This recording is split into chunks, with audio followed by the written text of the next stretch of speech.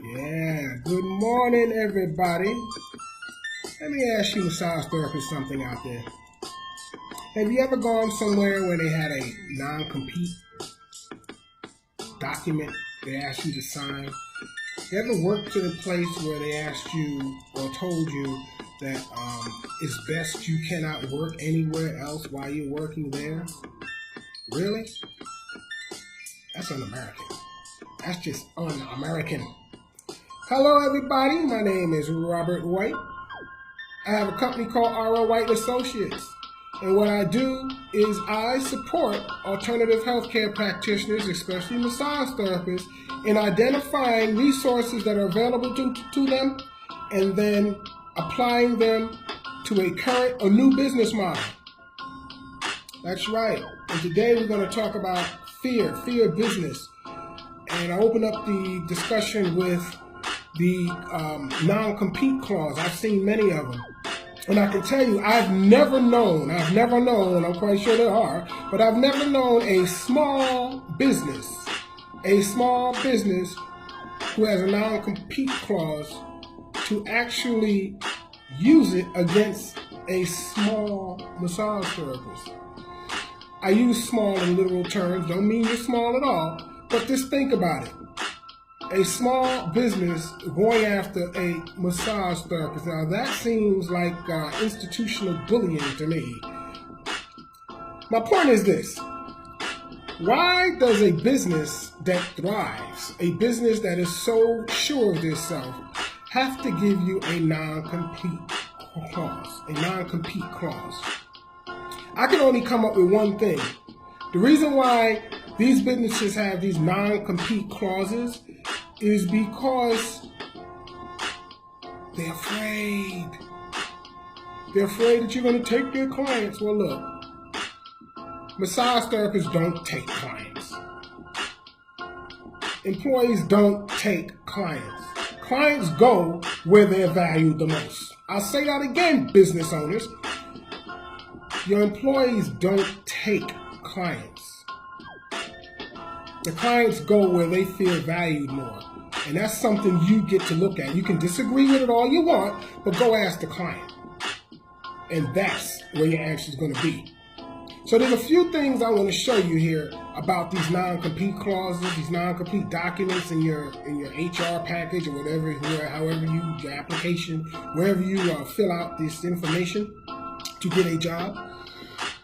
I've worked at chiropractors' office, gyms. I work for outside chair massage companies, I even applied for a chain early on in my career, which I found was going to be a big mistake. So what I found was that my skill set and what I brought to the table was valued by the company. And they didn't want to lose me, so they tried to put a shackle on my foot by telling me, you can't compete. You cannot go and work for someone else. You have to be here. Once you leave, you can't do the same thing you did here within 5 miles of the area. That's some bullshit. Straight up bullshit. I'm just going to say it. You're scared. You're scared. And you can disagree with me. Again, these business owners is going to post. That's not true. It is true. You're scared. You are scared. Anytime you have to control somebody, it's about fear. All right? So, for the massage therapists who want to learn how to get away from this, first thing is don't believe in the non-compete clause. I don't care what you say, don't believe in it because they're not going to come after you. All right? Number one, learn all you can from the place you're working at. Learn all the things you can from the place that you're currently working. Because there are some good things in that business that got it to where it was today, and I'm quite sure that they are doing great things. But you have to look past the surface and look deeper into what's going on in the business. So just learn all you can from that business. The second thing is disregard that non-compete clause. Just disregard it. They're not going to come after you. If you leave, and the client wants to find you, hello, Google is out there. They're going to find you regardless. If you're really that good and they want to come with you, they're going to find you. The next thing I want to say is stop competing and start dominating. I say it again, stop competing and start dominating. So how does that look? You sit around and you do the same thing that the next person does and you try to do it better.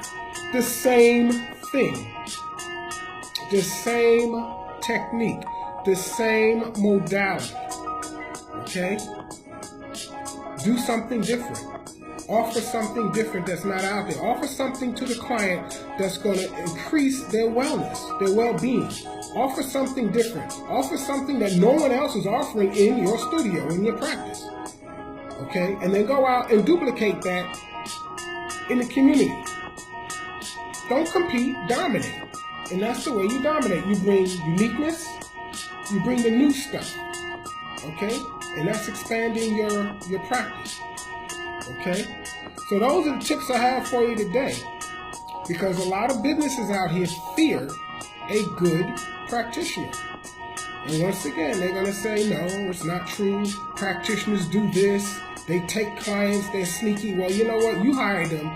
You should find a different hiring practice. Because if that's not working for you, you have to have a non-compete clause in order to maintain a certain control over the employee or contractor, as you say, then you get to look at that. You get to look at that deeply in what you're doing.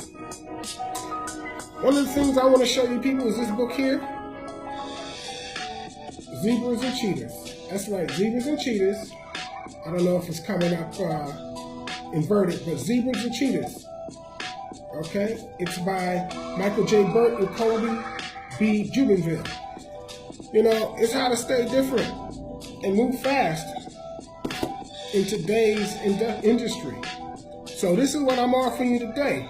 Okay, remember, don't compete, dominate. Once again, my name is Robert White. You can reach me at rlwa.team@gmail.com. You can also find me at bodyoneWellNet.com. I'm on Twitter at bodyoneWellNet and Facebook page bodyoneWellNet.